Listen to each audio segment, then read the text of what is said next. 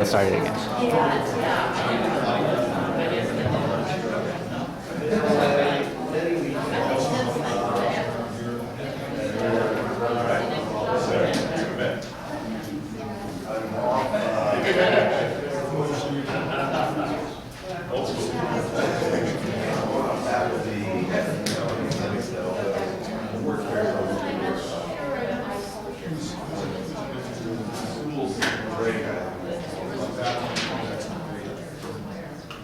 Racing the Black Mountain students.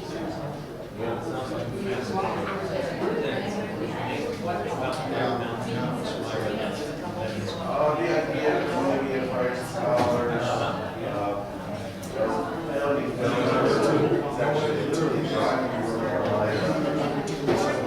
drove up the old town. That's the person who owned the commercial property in Blackfoot College. Wrote a check, brought it to UNLV, and so let's go to Blackfoot College at UNLV. One shape. And at the time, it was just being an art college, the president, was unbelievable. But some years later, that's the president was We just kind of roll this and sort of have some of the same interests. We start talking one day, and then next thing we know, we're partners in good people. What I remember seeing it between Mays and Brother talk about it. That was a legend. It's a legend that actually, continues to grow. There's actually a video museum show about Blackfoot College.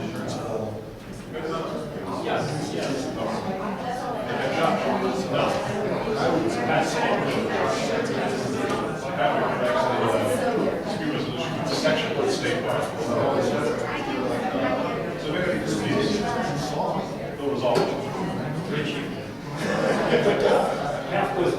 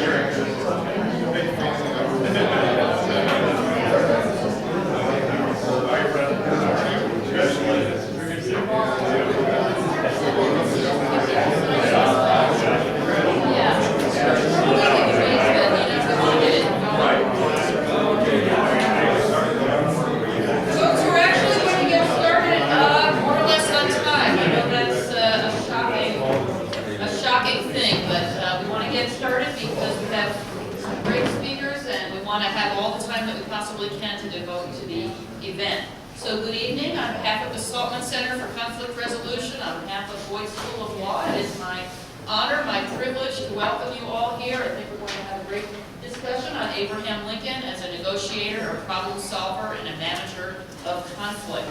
My name is Jean Sternlight. I'm the director of the Saltman Center for Conflict Resolution. I also want to acknowledge many eminent people in the audience, but especially Sonia Saltman, one of the founders of the Saltman Center, and our dean, Ann Hamilton.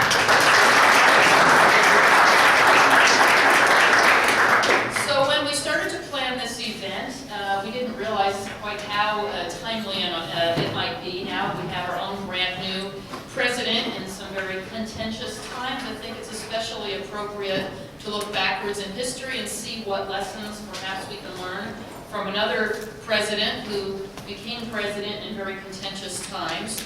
So the topic of today's talk is Abraham Lincoln as a conflict resolver. It's going to look not only at his conduct as president, but also we'll have some glimpses of him in his personal life and also in his professional life as an attorney.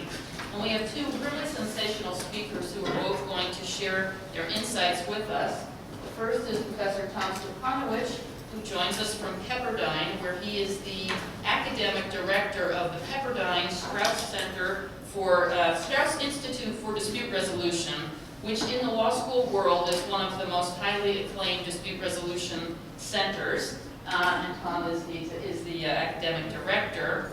He's very, very well published, very articulate, wonderful guy. He's been studying Lincoln for quite a number of years, not only in a literary way, but also this drawing here was done by Tom Stepanowicz himself. So he's approached Lincoln from many angles, and this is a project of his. And then in addition, we have Joshua Wolf-Schenck, who many of you already know because he's a local. He's the executive director of the Black Mountain Institute here. He is an acclaimed essayist, editor, public intellectual, and he's written a really highly acclaimed book on Lincoln himself called Lincoln's Melancholy.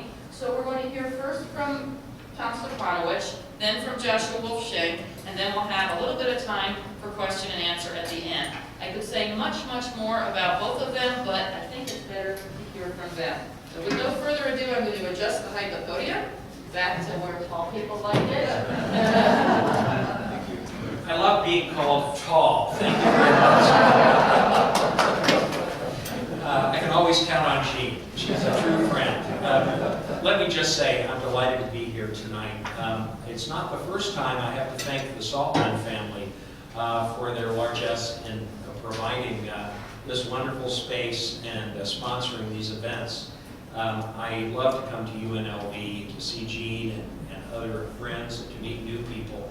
I'm particularly excited tonight about this program because my opportunity not only to talk about one of my favorite subjects, but also to be here with Josh Schenck, who wrote one of my favorite books about Lincoln. Back in 1876, Frederick Douglass said, "Any man can say things that are true of Abraham Lincoln, but no man can say anything that is new about Abraham Lincoln." Now that was about 16 or 17,000 books ago. And of course I felt I had to make my contribution just like everyone else. And my focus here is really on the character and virtues and evolution of this highly scrutinized and chronicled American, because I think it gives us a wonderful opportunity to view a historical figure through the lens of our modern emphasis on dispute resolution and conflict management. And Jean's book on the psychology for lawyers illustrates all of the developments that have come about in the last few years and the burgeoning of our scholarship and our research in this field. So I've got a lot more to work with as I take another look at Lincoln, yet another look. You know, Lincoln was a tremendously ambitious person. William Herndon says his ambition was a little engine that knew no rest. And Lincoln has to be classified as a brilliant outlier who believed he was destined to do and be remembered for great things. If Lincoln had a mission statement, it was what he said when he uttered the words, "I desire above all to do good." Now his chosen avenues for advancement were law and politics. and those were obvious paths offering special synergies for young men on the make back on the frontier. And as a lawyer and a politician, if you think about it, Lincoln's stock in trade was dealing with conflict, managing conflict and using conflict. The fact is, at first blush, you might think trial practice, politics, they're all about competition and a total commitment to winning and not losing. Lincoln, the trial lawyer, was a skilled practitioner of legal combat. He could bring to bear many weapons during the course of the litigation. He was, according to Herndon, an even better appellate lawyer than a trial lawyer. Likewise, Lincoln, the politician, was a vociferous party man, an artful champion dedicated to the success of his party in the defeat of the opposition. And as we know, he was the triumphant candidate of a sectional political party in 1860 who found it necessary to fight a costly and terrible civil war in the name of preserving the Union. But the partisan advocate and the intense competitor are only one facet of Lincoln, and I would suggest not the most important. Lincoln also displayed a strong penchant for finding collaborative solutions and problem solving in creative ways. I don't want to suggest that that's as much a basic orientation as it was an outgrowth of his rigorously logical approach to the problems before him. As a lawyer, Lincoln understood that victories of a legal sort were too often hollow ones that could leave clients no better off and frustrated with the system. It was usually preferable to meet their needs another way. As a politician, he understood that to effectively govern, even the most partisan elected official has to look at times for trade-offs and areas of compromise. Lincoln's beau ideal of a statesman was Henry Clay, the linchpin of the Great Compromise of 1850. You know, I find it tremendously ironic that our commander-in-chief, during our country's most violent and sanguine conflict, was Lincoln, since he was committed to resolving conflict by nonviolent means wherever possible. He told a story in his campaign literature about killing a turkey when he was 8 years old. He said that was the last time he ever aimed a gun at any living thing. He was an indifferent soldier during the Black Hawk War. He was an opponent of the Mexican War. And here he was as president, a total commitment to preservation of the Union that led him to declare the emancipation of millions of slaves and waging aggressive war against civilian populations. Extraordinary steps that were aimed at the roots of Southern society. And yet at the same time, he never abandoned hope for the eventual reconciliation of the heads of America's riven society. I want to briefly touch on some character elements, Lincoln's virtues, if you will, that I think are particularly relevant. Certainly, as with everything, I'm having to abbreviate and shortcut a lot of things and simply give you some impressions. But the first thing that strikes me about Lincoln is he is a brain, a logical brain who would lie awake at night at 2 a.m. reading Euclid by candlelight. An inveterate pragmatist and a problem solver who was committed to trying to find integrative and collaborative approaches. Dedicated to rigorous logic and objectivity, who believed in the power of persuasion by rational argument.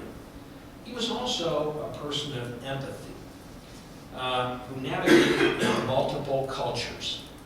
And that gave him insights, which I think helped him to differentiate attitudes toward people from positions on issues, things that he was very careful to separate.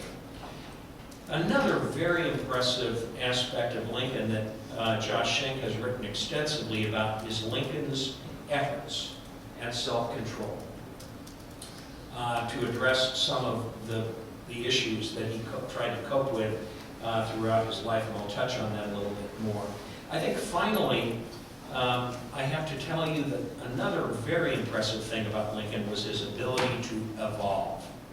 And there's an extraordinary process of maturation and an evolution, at times giant leaps forward, but there was also an ongoing effort at really trying to focus on self-improvement and addressing elements of his character. You know, some of Lincoln's greatest challenges were internal struggles. One was simply the fact that he had come out of the wilderness and was part of a society that was very different from the one in which he was raised. Lincoln was also a religious skeptic. He was repelled by the boisterous emotional evangelism of the frontier. He was always a creature of what he read, Paine, Volney, other treatises. He said to have written a diatribe against the truth of the Bible. A friend saw this document and said, now, am I correct that you want to become a politician in this society? I would suggest you can sign that document to the nearest stove. And indeed, that is apparently what happened with it. But Lincoln was never a Christian of the conventional mold, and he wrestled with spiritual issues throughout his life. That in and of itself is a fascinating journey, and one that is, is subject to varying interpretations, and I have my own, which we can touch on later if we have time. You know, he also faced challenges in his relationships with women, which I think were a focus of his personal doubts and insecurities. Lincoln's greatest moral crisis may have come, and again, I refer you to Josh Schenk's book, which is really excellent in many ways. There was a great crisis in his life that almost incapacitated him, dealing with his apparent promise to wed Mary Todd, and a great black period of weeks or even months during his life when he was struggling with depression. The story is ultimately, I think, an inspiring one that gives you a glimpse into what kind of motivation Lincoln had in overcoming himself, if you will. And he ultimately did follow through with his promise, as we know, to Mary Todd. We can draw different conclusions about the results of that today. Whatever the decision cost him, I'm among those who believe that it did allow him to acquire great moral authority over himself. And I think that's an important point. And I also encourage you to read Josh's book with respect to his efforts, continuing efforts, and somewhat successful efforts to deal with his depression issues. Then there is his law practice, and this is something that has not really been the subject of significant study. I think there's much more to say about it, although there have been a number of treatments just in the last 20 years as the Lincoln legal papers have come to the fore. You know, you can go online and find more than 100,000 documents from the more than 5,000 cases that Lincoln and his partners handled. But here again, we see an evocation of certain aspects of Lincoln's personality and character. Lincoln took a very pragmatic approach to litigation. He believed litigation should be used as a last resort. In the early 1850s, he apparently wrote what was intended to be a lecture for lawyers. And he said, discourage litigation. Tell your clients that the winner in court is often a loser in terms of fees and time spent. As a peacemaker, the lawyer has the ability to be a better man. There will always be business enough. Now that sounds like something, Gene, that would come out of the Saltman Center or the Strauss Institute, a modern writer on conflict resolution. This was Lincoln in the early 1850s. But this is what stimulated my research. I wanted to know, did Lincoln practice what he preached? And indeed he did, over and over again.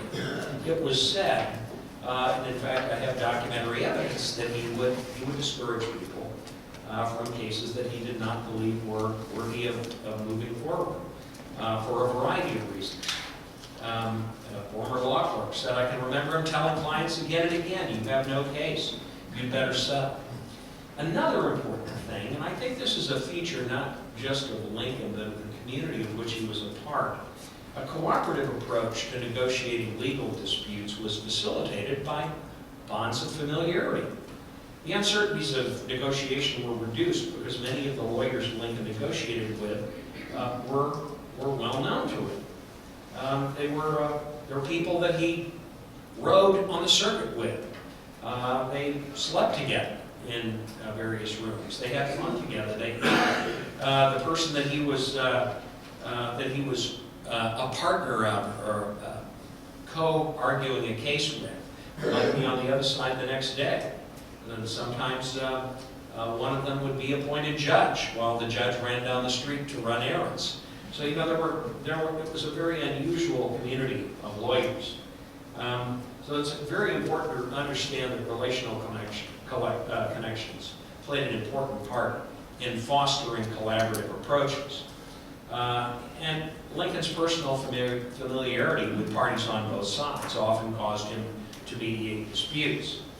Throughout his life, Lincoln held to the old maxim, a drop of honey catches more flies than a gallon of gold. And he understood the meaning of a trade-off, the quid pro quo, in achieving a bargain. And this, of course, was something that was important not only in legal practice, but in politics.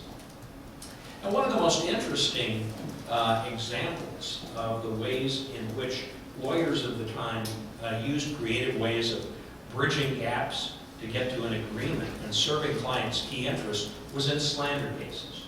Now, at the time, if you wanted to slander someone, the best way to slander a male was to attack something about his business practices.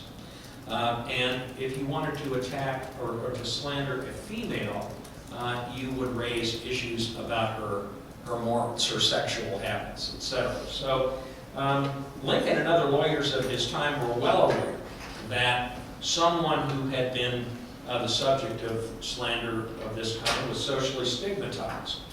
And of course, economic satisfaction in court was not nearly as important as the ultimate vindication, declaring of her name.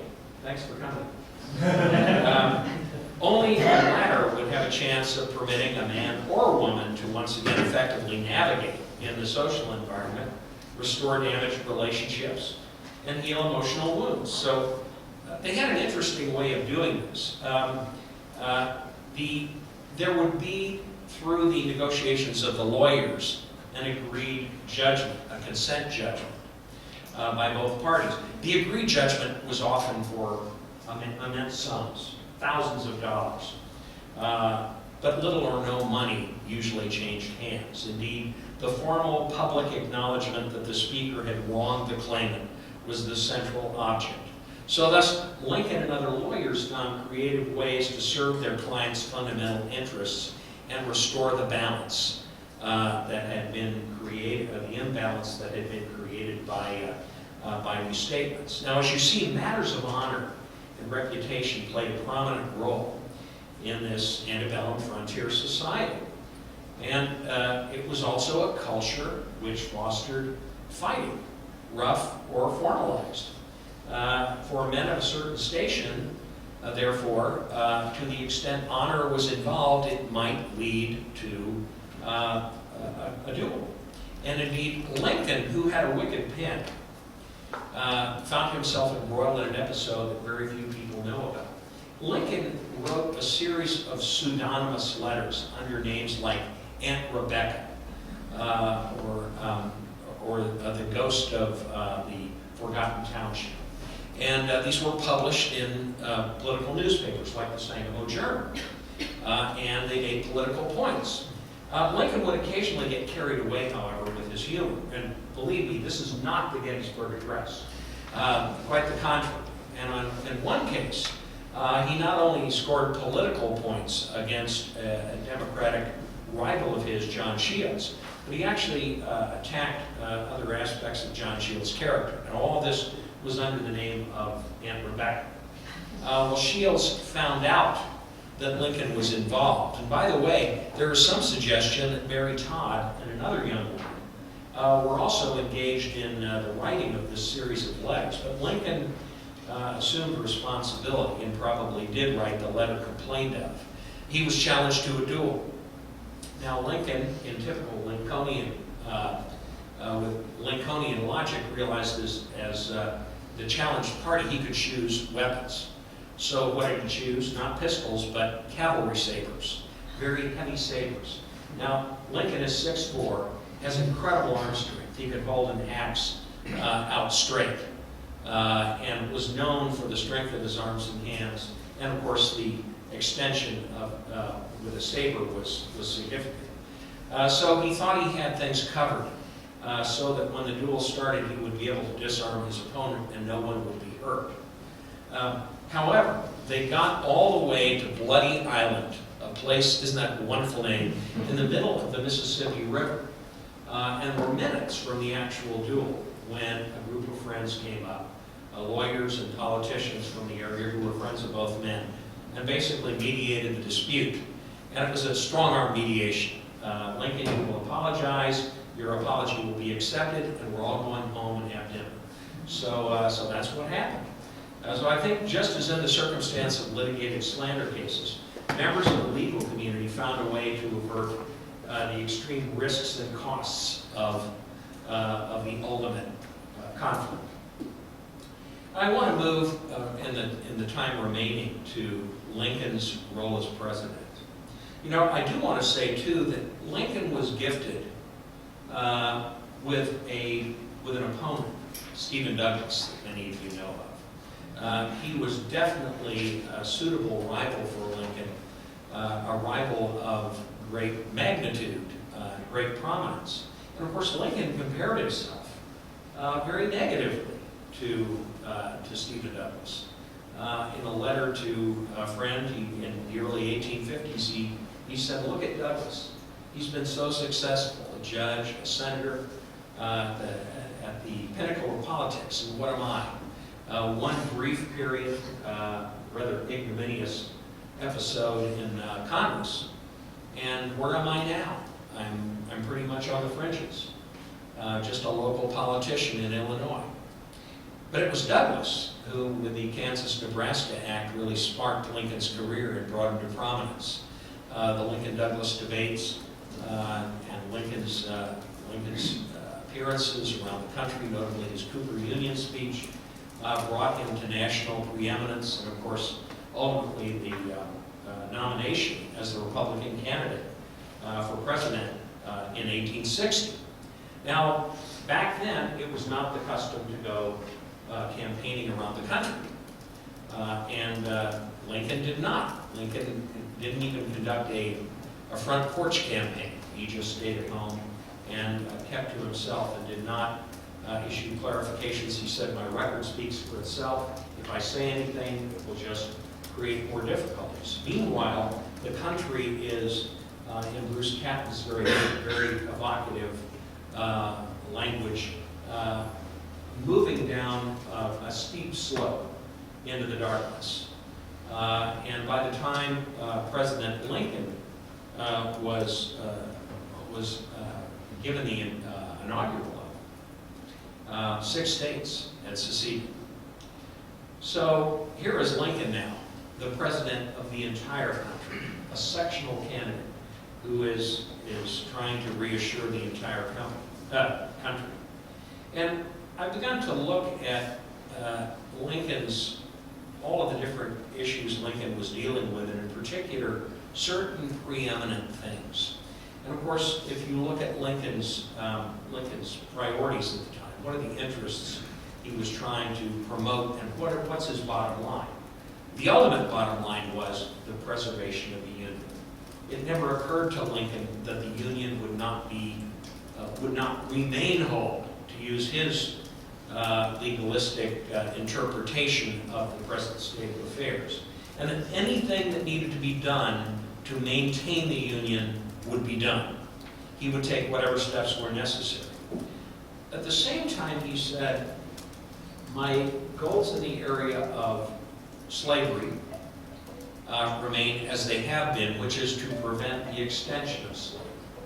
But I will not interfere with slavery within its present boundaries, and I want to assure the people of the South that I do not need to interfere with the institution there." Now, what comfort they derived from that may have been something that was very different from what he intended, but nevertheless, that was his position at the time. And that was, his bottom line was no extension of slavery, but I won't interfere with it otherwise. There's also an element of a message of reconciliation. And And I have to say, this is much more variable, but nevertheless, it is present at various points throughout Lincoln's presidency. The message that we are all one country, that this is not about the victory of a particular section over another section, but rather we are Americans all, and we are engaged in a common sacrifice, and that we are all one. In his inaugural address, Lincoln spoke to the South. He said, "We must not be enemies. Though passion may have strained, must not break our bounds of affection." Now remember, 6 states have already seceded. But here is Lincoln sending this message of attempted reconciliation. Talking to a group at the White House in April, he said, "I have desired as sincerely as any man, I sometimes think more than any other man, that our present difficulties might be settled without the shedding of blood. I will not say that all hope is yet gone." Well, of course, things did proceed and the game became increasingly deadly. And at this point, Lincoln shifts his emphasis, his strategy. He aims at northern and hopefully international support. Now, Fort Sumter is surrounded. Its surrender has been demanded. And Lincoln was contemplating the supply of Fort Sumter. The question is, how does he handle this? This is a very delicate situation. He knew that the forces in Charleston Harbor would fire on ships attempting to supply Fort Sumter, and thus bear the perceived moral responsibility for starting the Civil War. Lincoln forced the South to act as the aggressors. By openly informing Southern authorities, he would be sending food, but not men or munitions, to Fort Sumter. The subsequent bombardment of Fort Sumter became, of course, a clarion call for mobilization in the North. Now, another very impressive, and part of my intention in this study is really to look at a whole inventory of strengths and points of leverage that Lincoln brought to bear during the Civil War. I'm just going to touch on a couple of them. And one of them, of course, is his power, the power of knowledge, and Lincoln's grasp of military strategy. It must be said that at least by the end of 1861, Lincoln reflected a significant understanding of fundamental military strategy and had articulated a logical strategic vision of a military campaign against the South. The concept was based on wielding the North's superior manpower and resources to bring to bear pressure against multiple points on the southern perimeter, thereby preventing Confederate forces from making use of their interior lines to rush reinforcements from point to point. Now, we know, of course, that in execution, Northern military strategy was anything but perfect, and that the Civil War was consumed by a whole series of episodes of failed generalship and many other very frustrating experiences for Lincoln and for the North, although ultimately the overall strategy vindicated itself. You know, another fascinating aspect of what I've begun to think of as a mega negotiation. If you think about politics as negotiation, and you think about even a situation where you have armed conflict as a sort of mega negotiation involving many different parties, different constituencies, different stakeholders, the history of the Emancipation Proclamation is fascinating. This step, which Lincoln is seen moving toward by stages during the summer of 1862, was certainly a game changer. It was an extremely risky strategy, but it ultimately altered the course and complexion of the war in various ways, perhaps in some ways that even Lincoln did not foresee. But initially, as Lincoln intended, it turned a key Southern asset, millions of slaves, into a vulnerability, and brought ultimately tens of thousands of recruits to the Union cause. Of course, once you invite people to serve the Union, you arm them, and you send them into battle, that raises a lot of questions. What do you pay them? And do you pay a black soldier the same amount you pay a white soldier? What about other aspects of citizenship?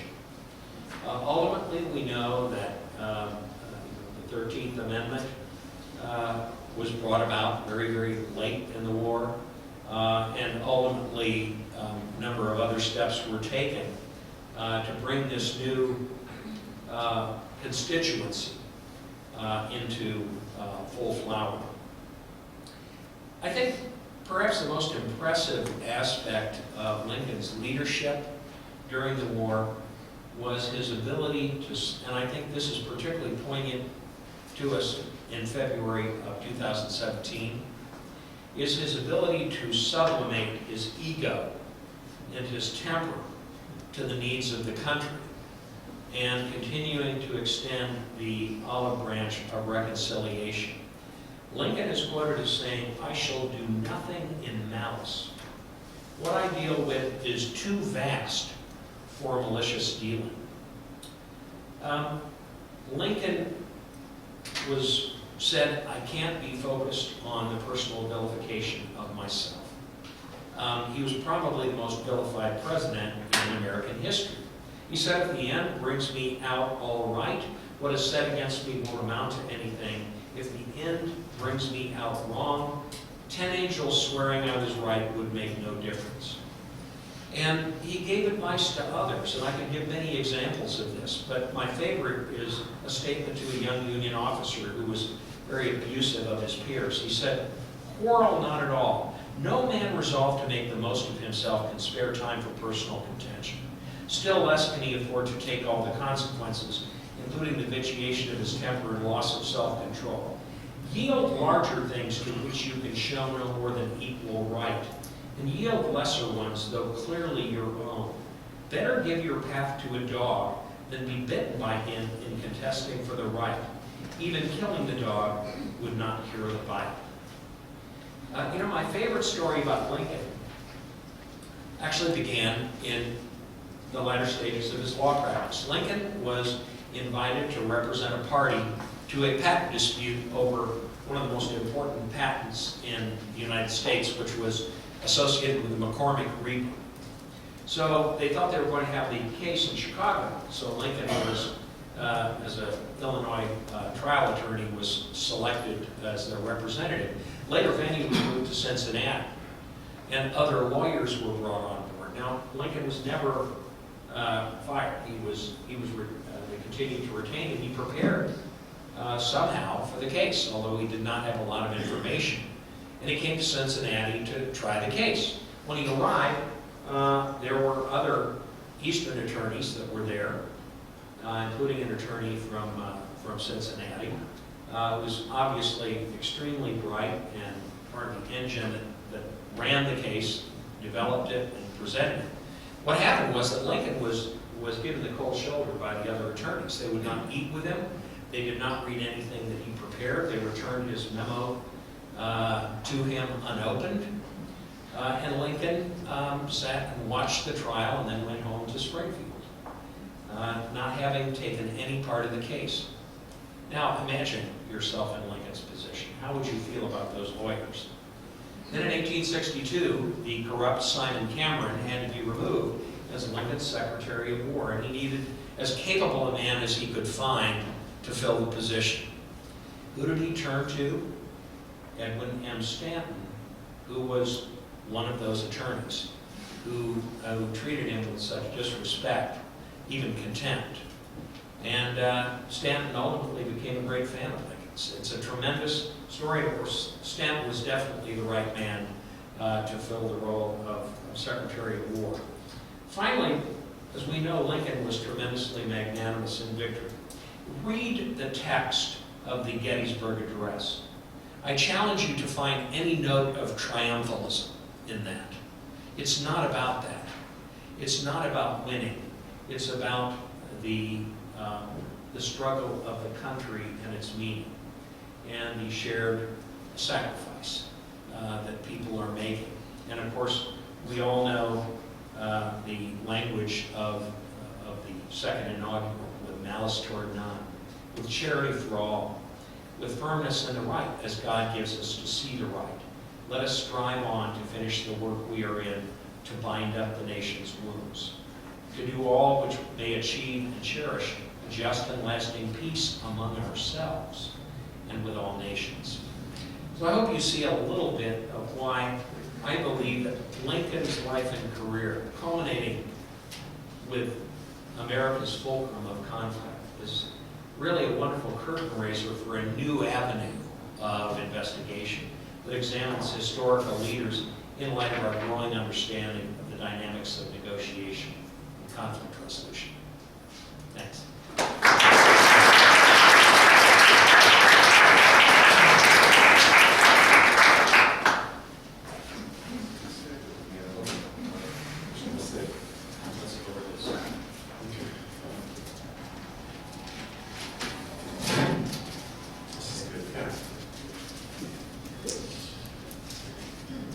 Thank you for that fascinating talk. It's been long enough since I've deeply enmeshed in the Lincoln community, totally wrapped by that story, and beautifully told, and the points you make are just right. And I want to emphasize them and bring a bit of my own perspective to bear, and then we can have a chat. I think my favorite Lincoln story, and one of my favorite Lincoln texts that is given rise to by the story, begins in December 1862, which is this period between when the Emancipation Proclamation was written and issued, but before it took effect, which was to be the first of the year in 1863. And there's just a time of fantastic pressure, both in the war, which of course the approximate reason for the Emancipation Proclamation was as a war measure because the war was going so poorly, and also within Lincoln's political base in the North, he was so unpopular at that time that he was a hair's breadth away from a proper coup.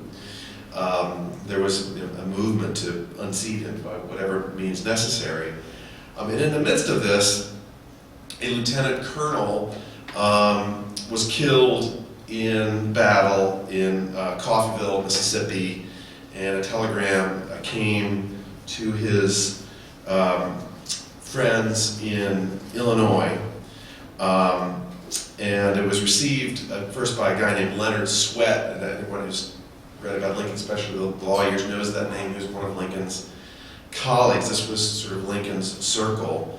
Leonard Swett got this telegram that Colonel McCullough had been killed in battle. And this text that I'm leading to in a moment is extraordinarily well known. I mean, it's almost a deep cliche of Lincoln literature, but this is one of the contributions I was able to make to his story, actually looking into the background of this text, some papers I found in the archives, in Champaign-Urbana, actually, Dan's Old Stopping Grounds, tells a story of what happened. So Leonard Swett got this text, and this telegram, and he is filled with sadness, despair for the loss of his friend, but he immediately begins talking about his real worry, which is informing the 21-year-old daughter of this lieutenant colonel, who is an extraordinarily vivacious, bright, engaging young woman, extremely articulate, kind of a star of her circle, and also extraordinarily nervous and frail and sensitive, and very much like Lincoln himself as a young man. And so there's this conversation that happens back and forth about their anxiety, telling her, and in fact, when they do tell her that her father has died, her reaction is immediately. Anyone who's been in a situation of grief, you can immediately feel that it's unusual. She's first is in denial about it, and then she's in hysterics, and then she finally goes to her room and closes the door and won't refuses to come out, won't eat, and she's clearly having a kind of breakdown. Meanwhile, the word gets to Washington, where David Davis, another member of this circle, has recently been appointed to the Supreme Court by Lincoln, and he goes to the White House and he asks his old friend and colleague, would he write a letter of condolence to this young woman? And Lincoln is kind of busy at this time, but 2 days later, the justice came back to remind him, and this was actually just after Congress recessed, and Lincoln had a bit of a breather. He writes this letter on December 23rd, 1862.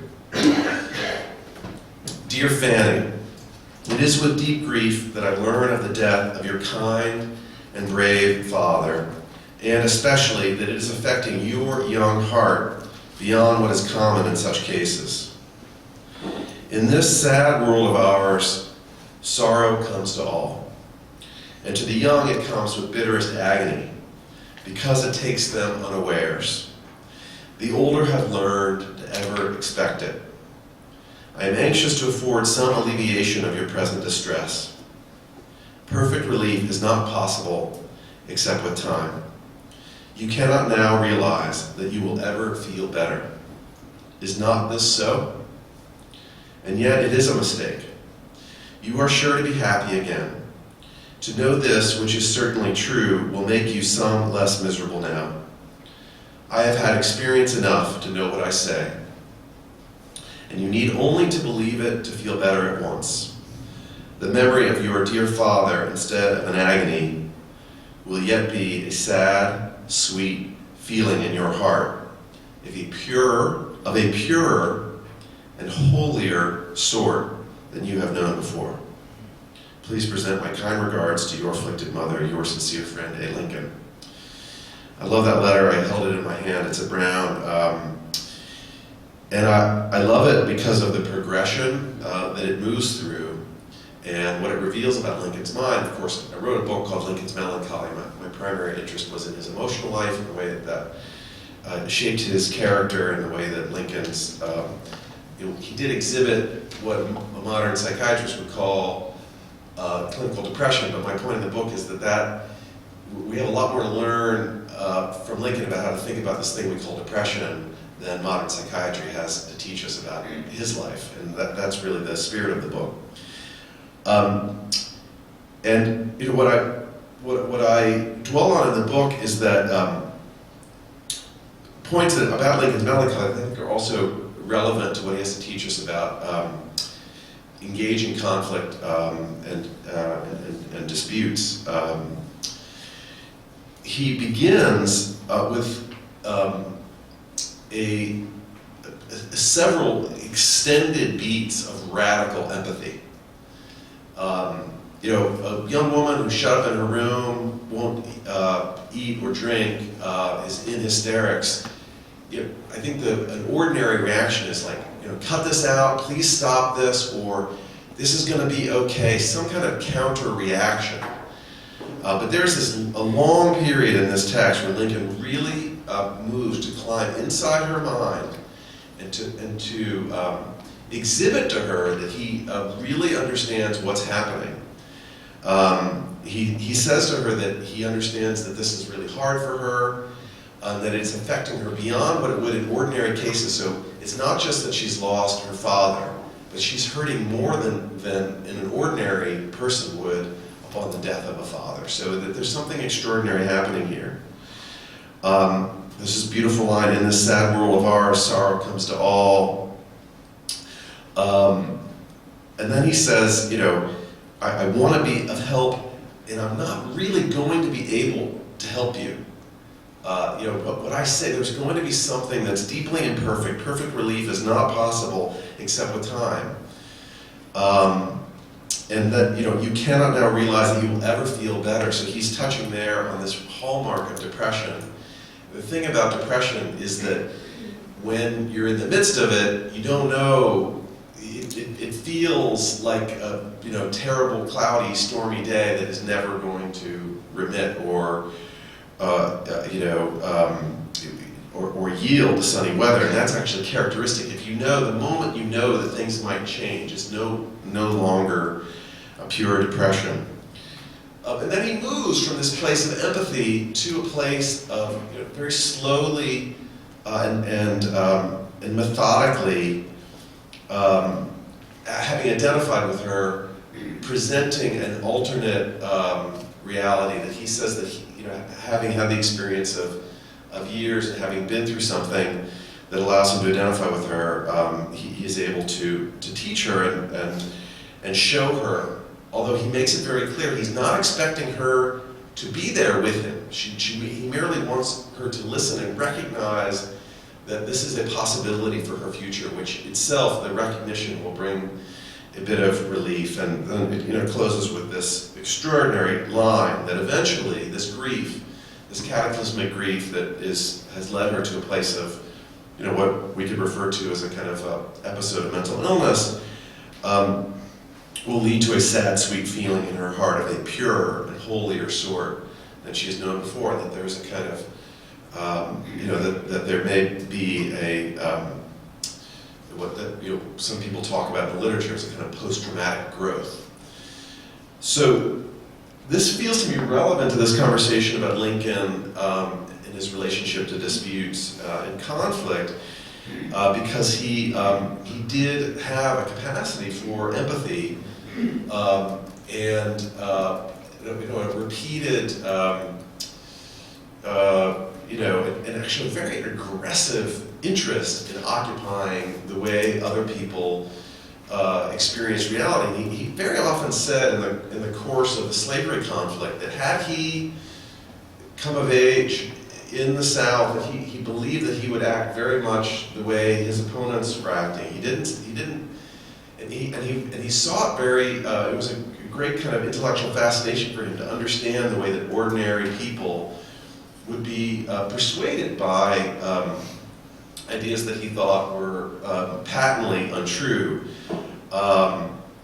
So this empathy is extraordinary. And you refer to this great text about in the first inaugural, it showed that passion may have strained, it must not break our bonds of affection. That's actually, for a literature guy like myself, it's a very special text, because it's a very rare place where you see Lincoln. This was an initial draft of the speech was sort of ghost written for him. It was presented to him.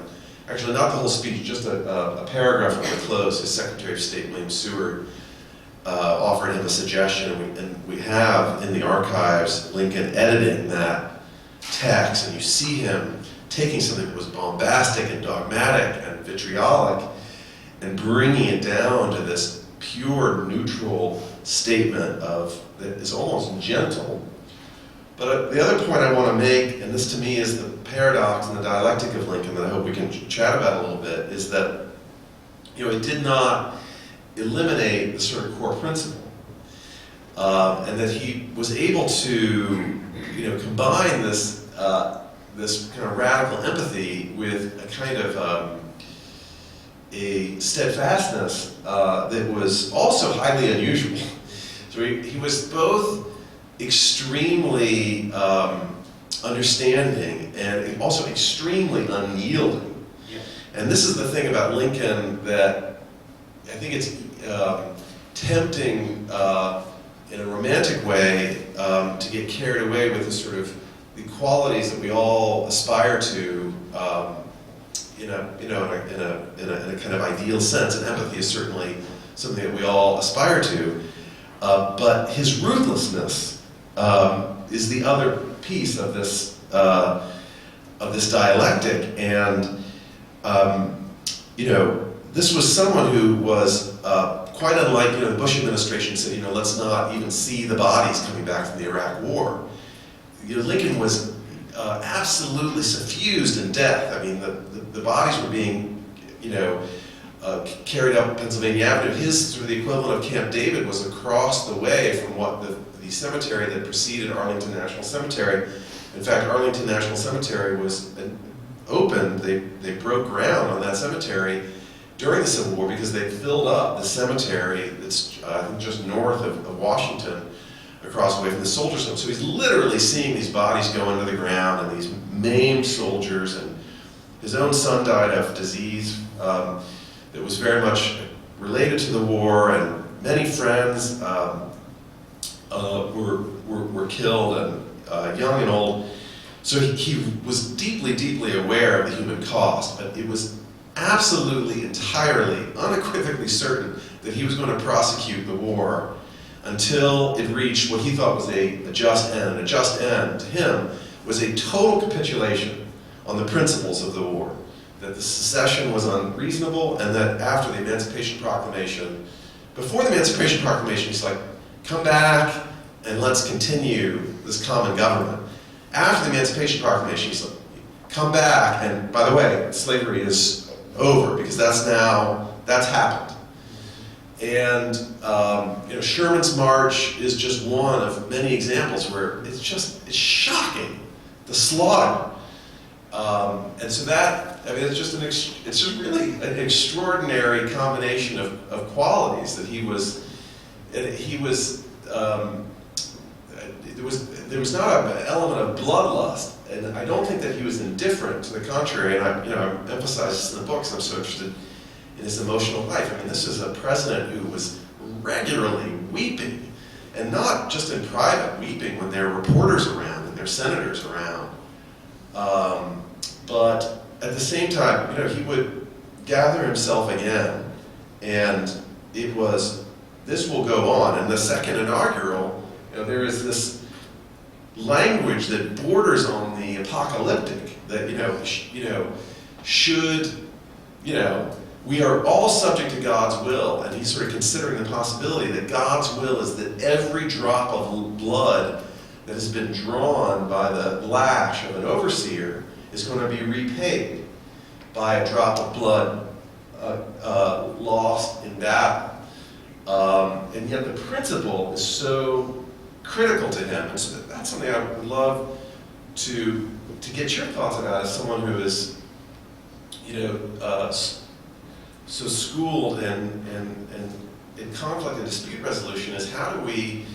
It seems to me that this is these two ideals are both critical, but so difficult to bring together. How one drives down to the bedrock of principle, below which you cannot drill any longer, and stands on that very clearly, all the while opening one's heart, to use some foo-foo language. I think is actually really appropriate. Really opening oneself in empathy and full understanding, and dissolving any sort of instinct towards recrimination or sort of petty feelings, and how we might sort of bring that into our own lives and practices.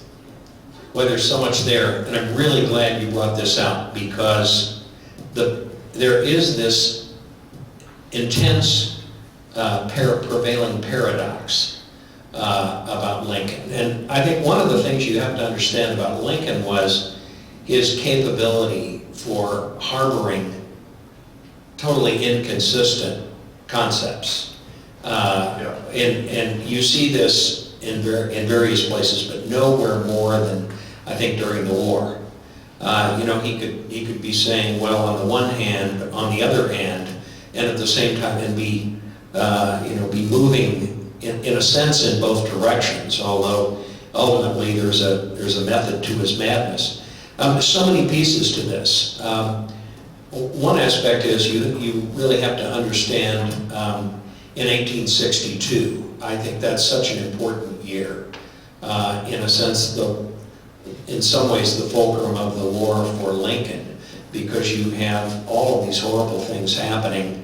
The war isn't going well, and then Willie Lincoln dies very early in the year, and that was an episode from which I think neither Lincoln nor Mary really ever recovered. So when he's speaking to this young woman, he's not only talking about the tremendous toll. Think for a moment about the fact that this is yet one more death that Lincoln is adding to this this shrine of bodies that both north and south, Yeah. that he somehow must account for in his mind. Because I think he did feel that almost as if, destiny has put him in the place where he's almost like a sacrificial priest. And he's sacrificing all these young men and all of the collateral losses, including his son, who died of typhoid from, just like a lot of soldiers did in nearby camps. So his son was a war casualty. Yeah. And I really believe there is, although I want to think a lot more about it and talk a lot more about it, I really believe there was a spiritual event there. The only way Lincoln could understand this was to think beyond himself and think of it as a divine event. Yeah. And when he talks about the expiation of that national sin of slavery, he's saying this war may last 100 years, and we may have to account for every drop of blood that was wrung from a slave, but through this national tragedy. But so be it, and I am here to see it through.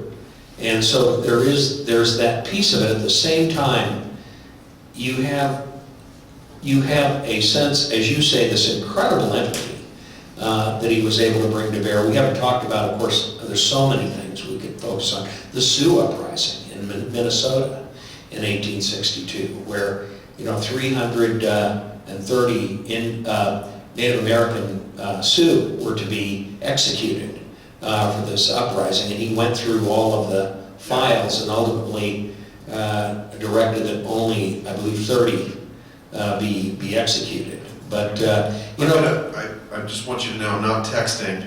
I'm just going to look at my phone, which is on Kindle. But there's so many pieces to this, and I think for Lincoln, I really believe for Lincoln, he could only understand the war in spiritual terms ultimately. Yeah, this is what I wanted to bring into the conversation. And this is a prelude to the second inaugural, which is,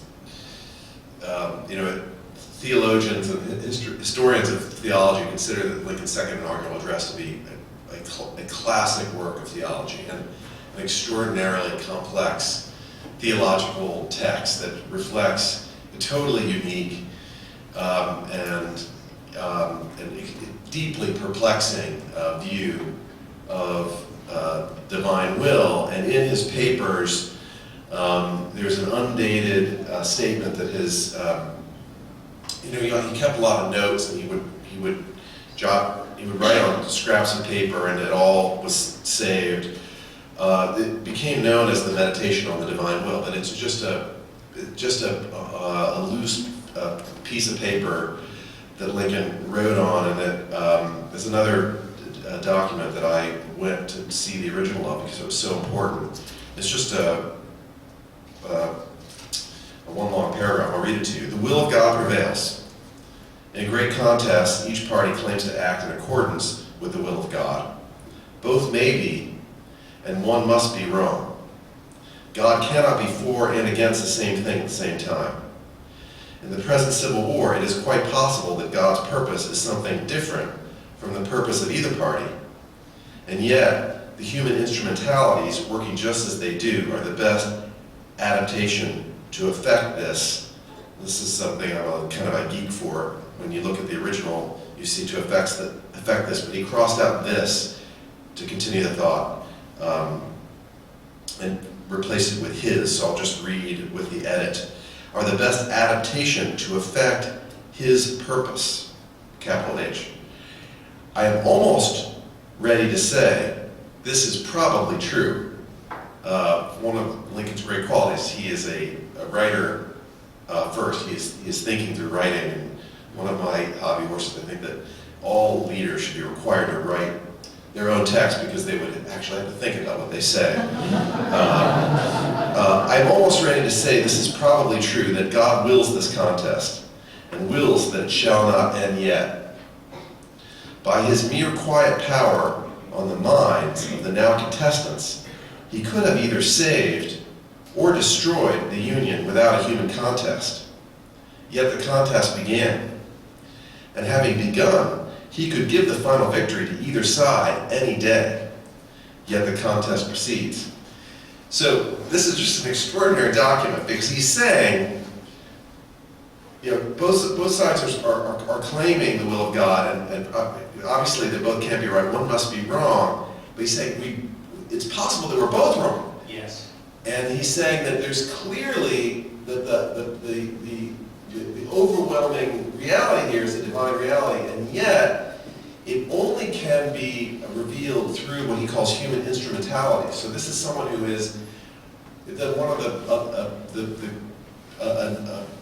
of many paradoxes about his mind is he is entirely sure that there's a divine will that rules the universe, but he also says that these are not the days of miracles. Whether you believe that Moses was in direct contact with the divine or not, this is not a time when that is happening, and certainly not for him. So he has no direct access to any special knowledge, which makes him very unusual. Most people who are talking a lot about God are invoking God's will. He's saying, I don't know.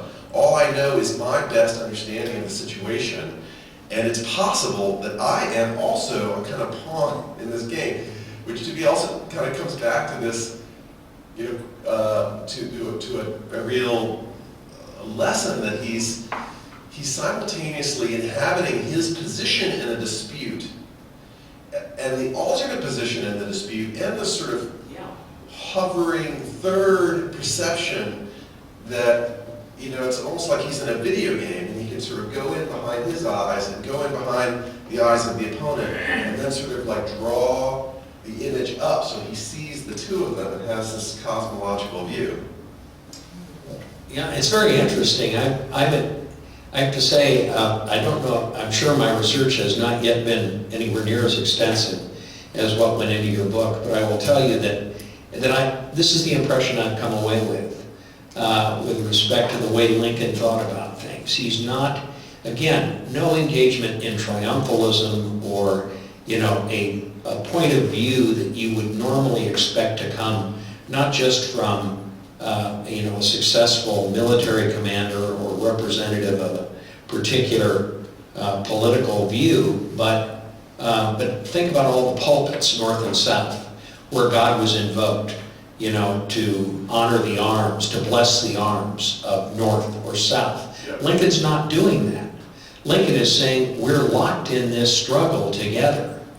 And he is, as I say, I see it as sort of a priestly function that he's been called upon to play without actually knowing exactly where it's all going. He just knows that we're in it together. So, and I think too, if you look back at Lincoln's history, it's very interesting. I happened to marry a young woman from Lexington, Kentucky, like Mary Todd, and I know that area quite well. They like to joke that Kentucky seceded in 1865 when it was too late to do anything. But nevertheless, Lincoln and Kentuckians are a little bit like that sometimes. But I will tell you that Lincoln, who was born within 100 miles of where Jefferson Davis was born, and moved up into part of Illinois with a lot of other people with Southern forebears. He had a connection to multiple cultures. He had a lot of friends, and of course through his wife, relatives in Kentucky. And so he had a direct window into the South. In fact, of course, we could get into all of the, part of the vilification of Lincoln, and the Lincolns as a family were all the Confederate relatives. Lincoln had several brothers-in-law who went south. One was actually a prison camp commander who was particularly malevolent, David Todd, and Benjamin Hardin Helm, another brother-in-law, was killed at I believe at Shiloh or Chickamauga, I can't remember which, but his wife, who was a favorite of Mary Todd's, came and stayed in the White House after this Confederate general had been killed. So, you know, Lincoln had a direct window into not just the toll on the North that he was seeing every day, but really the nation as a whole. And also his friend Joshua Speed, who was his great buddy growing up, and a fellow progressive, and they kind of, you know, they were, you know, in this, you know, very kind of, it was a just extraordinarily different time in their lives. They were young men. Speed was a businessman, had left his family's plantation in Louisville, and actually really very much wanted to leave behind that whole lifestyle. Was a shop owner, and Lincoln was a young lawyer, and they were in this phase of life where they were commiserating with each other and you know, kind of feeling each other very deeply, and they lost touch. You know, fast forward, you know, 18, 19 years, Lincoln's president. Speed had voted against him, had gone back to his family's plantation, become a slave, an owner of many slaves, and this sort of very traditional Kentucky gentleman, and he was a pro-union, pro-slavery.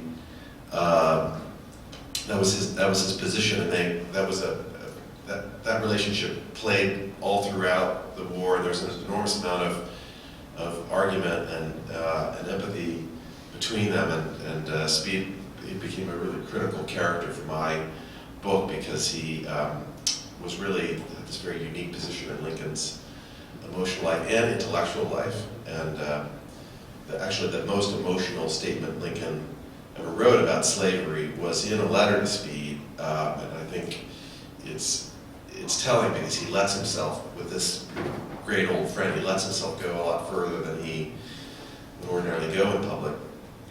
Should we take some questions? Sure. Absolutely. I think I'll take the microphone around. I think he's, Okay. that one's pretty good, so You know, we'll hear you. I probably am okay with that, yeah. Okay. Got a question, raise your hand, I'll quickly do the Vanna White thing. Shirley.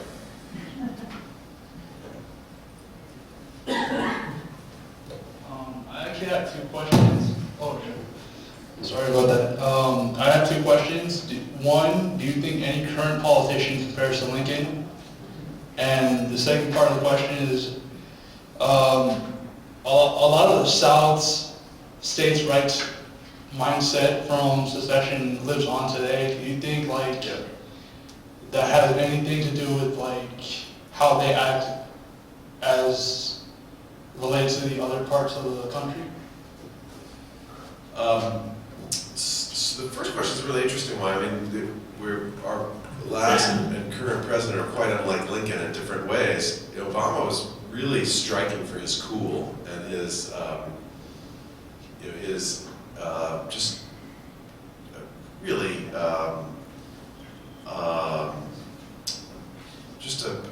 just shockingly even temperament, and I often thought, as a fan of Obama's, that I wish that he would be more emotional at times. But there's a gorgeous piece by Ta-Nehisi Coates in a recent issue of The Atlantic about how deeply worn that temperament is, and how his temperament was so. He never would have been the man he was in the position he was if he had not had that quality of cool. And Trump is, I think, the most interesting thing about him psychologically is way beyond an inability to empathize. I don't think that he actually recognizes any other. I don't, and I wrote about this. I actually won return to presidential psychology since I published the Lincoln book. As an essay I wrote about Trump and trying to understand his mind, and I came to the conclusion that it's not just that he is narcissistic, but that he actually does not recognize the validity of any entity that is separate from him. And I think it's deeply problematic in some ways. I think, you know, the perfect antithesis of the kind of empathy that we're admiring, that it seems so essential for any kind of transcendence. And by transcendence, I don't mean the kind of in the spiritual sense. I mean for in a place of conflict, for two people that move to something that is beyond the conflict into some, you know, common purpose, common path, common destiny. Yeah, I have to say, without getting into details, first of all, I can't think of another politician in my recollection that I could compare to the Lincoln I know. I'm sure they exist, but Lincoln is such a one-off from any person I've ever studied, let alone a politician. I think a remark without, and I'm not, you know, I don't deify Lincoln. He had many faults, and one of the things I want to try to draw out is just some mistakes and some ways in which he learned from mistakes. The fact is, Lincoln was extraordinary in many ways. Those people just don't come along that often. And Barack Obama, I recall, was really at least sending the message he wanted to use Lincoln as a model. But somehow, you know, as I reflect on Obama, I think there are some ways in which he emulated Lincoln.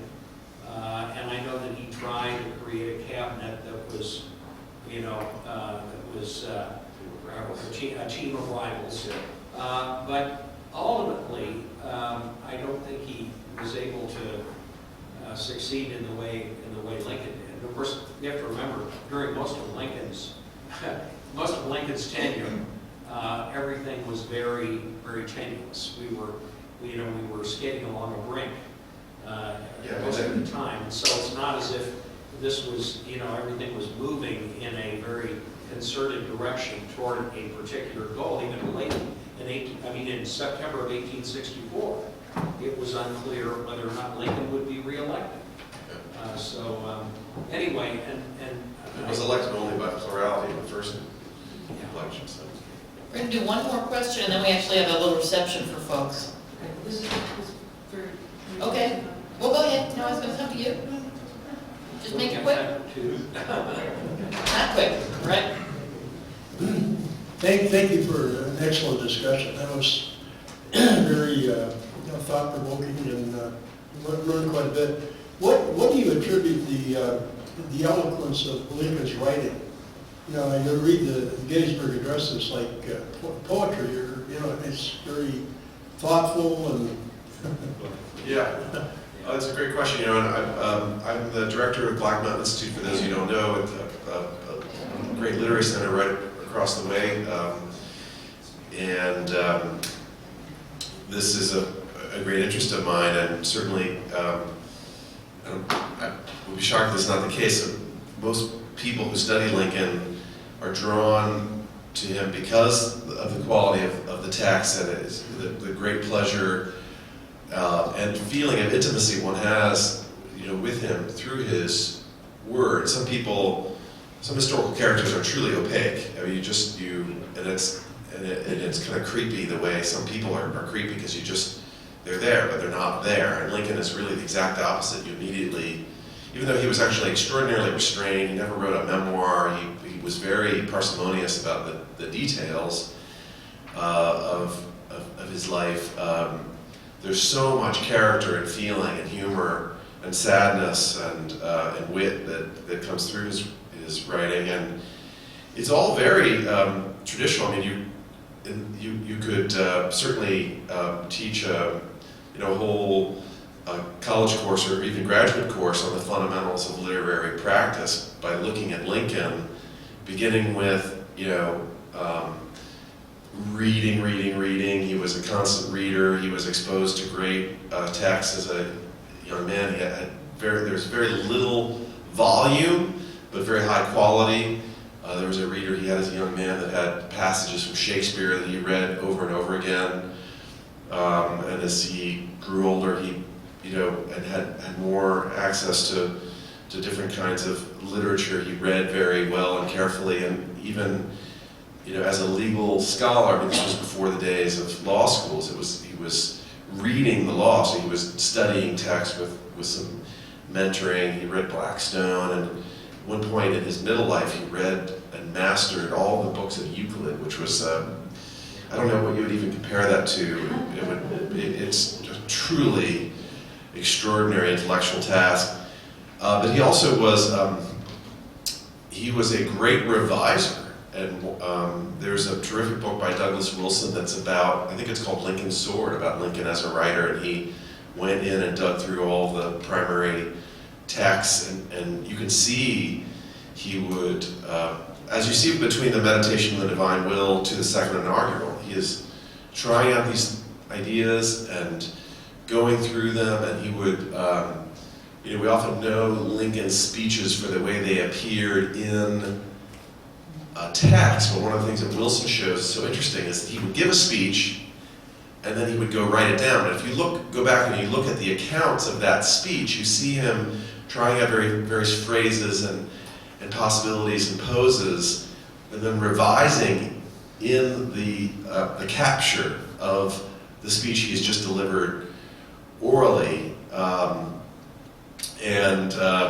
Just a great humility that was never done. He was always looking for the final word, and it was also something that people often talk about, the inconsistency between Lincoln as a depressive, which he was all through his life, although often a very, very effective one, and his action. And what they don't recognize is that, and this is a quality of politics that's certainly lost, I mean, he was, a lot of what he did was sit in his study or in his armchair and write.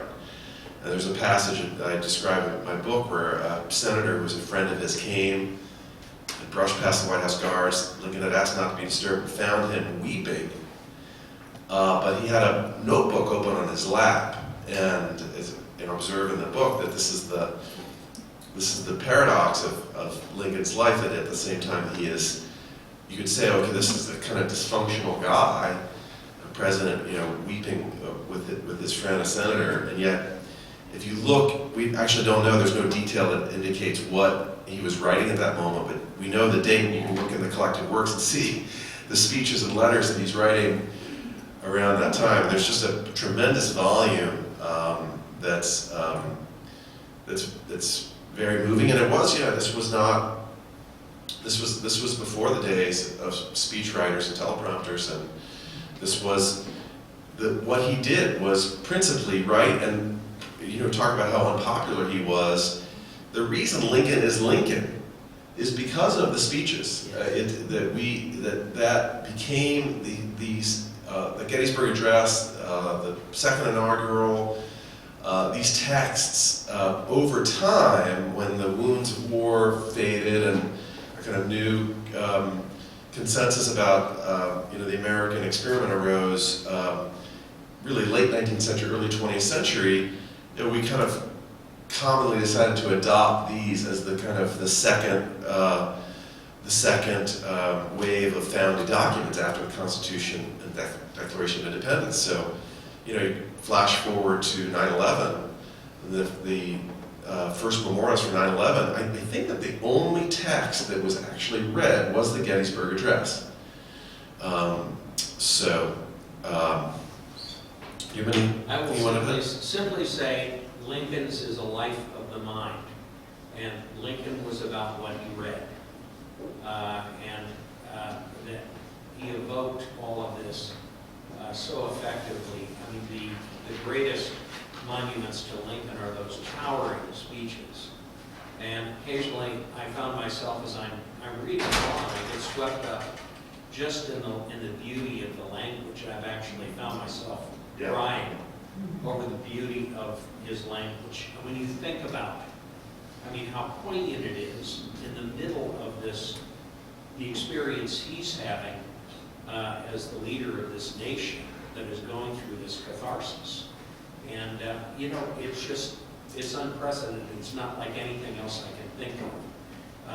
You point out the growth in his writing, and that there is this moment as a young man where there is this kind of pleasure in the, like a prize fighter, there's sort of pleasure in the jab, which he graduated out of. Even as a young, I mean, very young, I mean, he was always a satirist.